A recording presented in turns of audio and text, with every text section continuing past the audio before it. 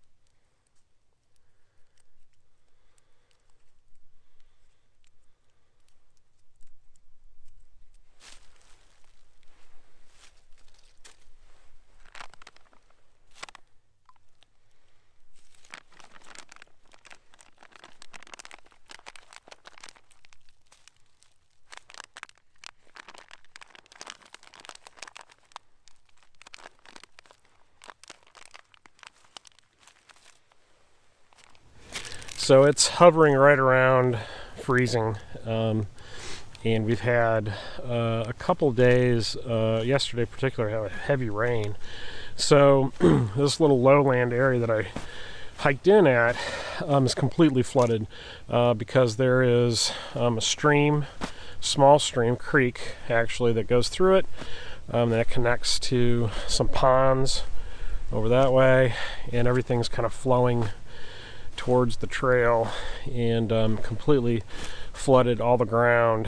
And there was actually woods that I wanted to set up back there that are underwater, so I had to hike back a little bit further, go up a little bit higher ground, and this area is dry. So I collected some water at a pond that had a light bit of ice on it, broke through that, filled my whirl bag with dirty water, and then I transferred it to another bag with my bandana. And this is the military cravat. Of course, this is a multi-purpose item. You can use this as a sling, a do-rag, and of course I used it to filter out some of the chunks. So I'll let this dry, and this will go back in my bag. And then I added a water purification tab, the MicroPure from Katadyn, and that one tablet will treat 1 liter of water. I'm about at 1 liter. It's probably maybe a little less. It's close. But I'm going to let that activate and while I'm setting up camp, because what I want to do is I want to take this kit that I've put together as a basic go bag from various military items and some civilian items as well, but it really was inspired by military survival kits and military go bags that I've looked at. And I thought this pack in particular, this waist pack, this Molly 2 waist bag that they're still producing in different camos, is really a great size for a survival kit go bag, something you can throw in the back of your vehicle. You can throw on your waist if you go out on a hike. It can go on the bottom of a larger backpack if you're striking out from a base camp.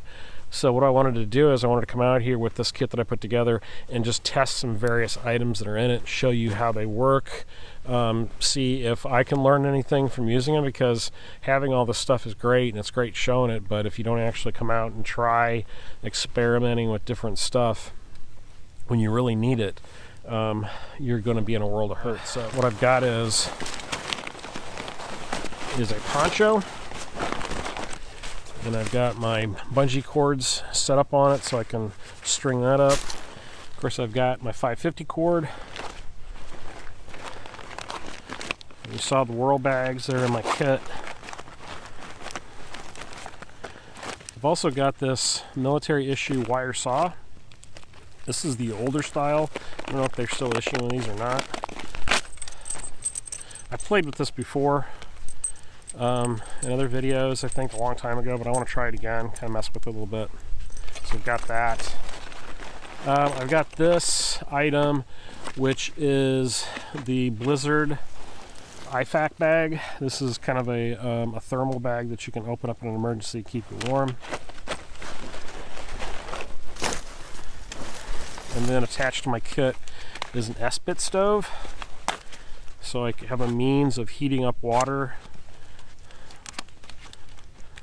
And of course, S-bit stoves are great, low light, low signature stoves to heat up things, so you don't have to build a big fire. In case someone is, looking for you and you want to stay more stealthy, you can use an S-bit. So they're a great military item, issued in Europe with a lot of the armies over there. And then what I've done is I've put together this Trangia style tin, cook tin, that I can boil water in, I can cook coffee or broth in, but this houses all of my items that I would carry in the survival kit. So whirl bags, got more of those.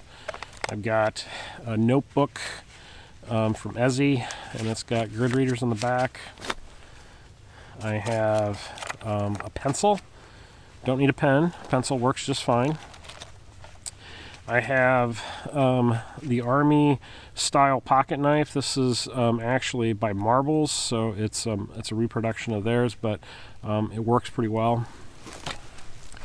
Then I've got a mini compass, some Solka, and a little UST whistle.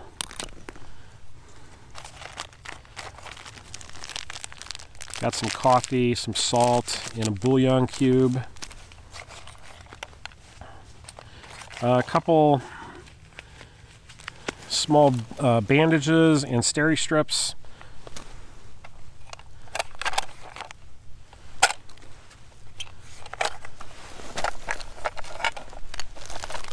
Another great item is this little fire starter sparker, and it's got some little cotton balls in the bottom of that. So we got that. Blistex. Issue matches in a match container, waterproof, and that actually has a compass built into it. I don't know if that's issue or not. May not be. Looks like it. It's kind of hard to tell some of the stuff that you get. You think it's issue, and then you find out it's not. This is a really nice little marker survival panel. I got this, I think, from 5 Call. Survival Supply, there'll be a link below for that. So, but it's nice and compact, but still you have signaling. And then, of course, I always carry some man-made fire starting. This is dental dam soaked in wax. Military issues toilet paper from the MREs, and then nice signal mirror, heavy duty, and then it goes in this nice little tin that I can put on top of my stove.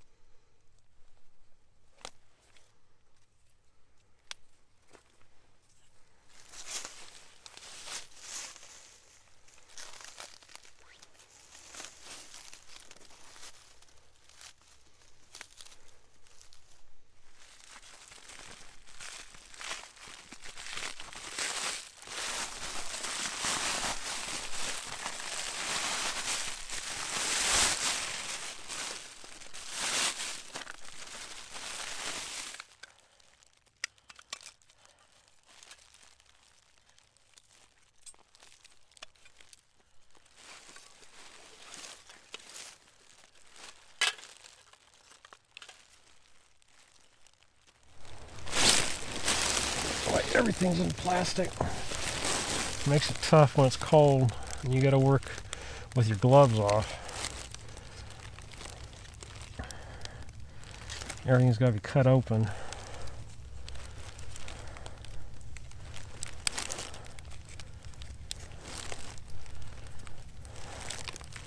Got 2 strikers with that. Put one away. It's always a good idea as you're working with stuff to put it away best you can. What'll happen is you will lose it, especially on this forest floor. Everything's brown. Okay. Yeah.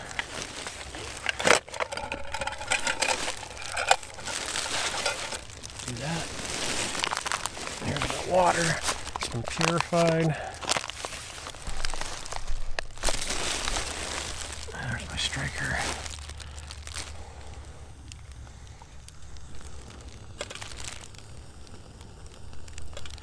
Set that right in the middle. Good thing the ground's really wet. The leaves are, so I don't have to worry about clearing off a lot of debris.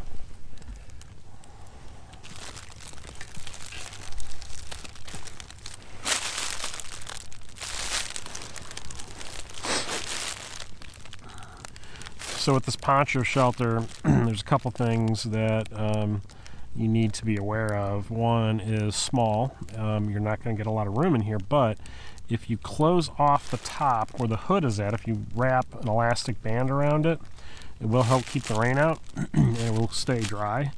But if you pitch this thing low enough to the ground, you shouldn't get a lot of stuff coming in from the sides. I got mine raised up just a little bit, just for some airflow, but all in all, I'm completely under it. I'm not even all the way down inside of it. I'm kind of sticking out so I could cook my coffee or make my coffee, but there's still plenty of room in here for me to stretch out and to get a good night's sleep, because the thing is, a huge key to this kind of scenario is staying dry and staying warm and cutting the wind, cutting the rain, snow, whatever you're in. Keeping yourself dry is really crucial. So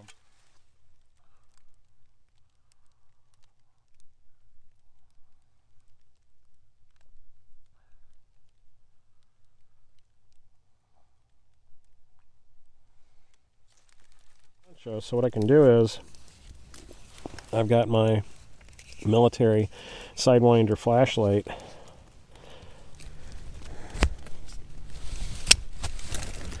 There. Pull that up.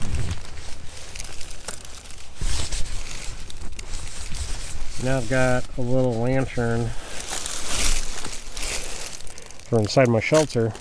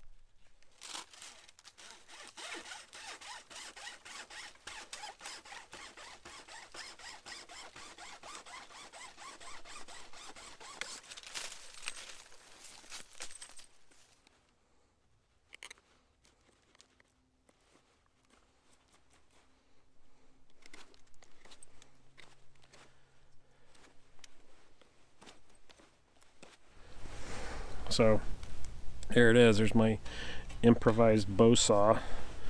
If I put a little tension on the back here,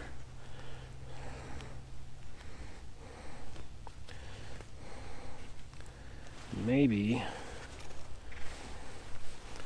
what I can do is I can notch it on the end.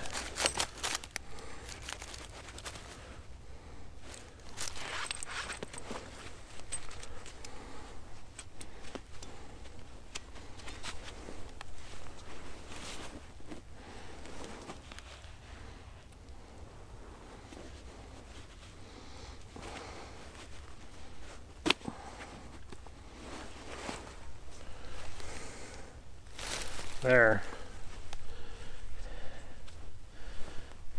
Notched it on this end instead of up there, so it pulls a little bit tighter.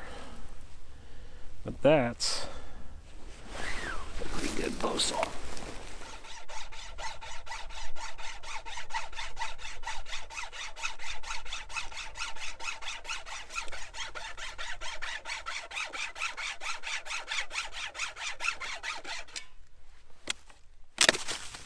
Alright guys, all packed up, ready to go home.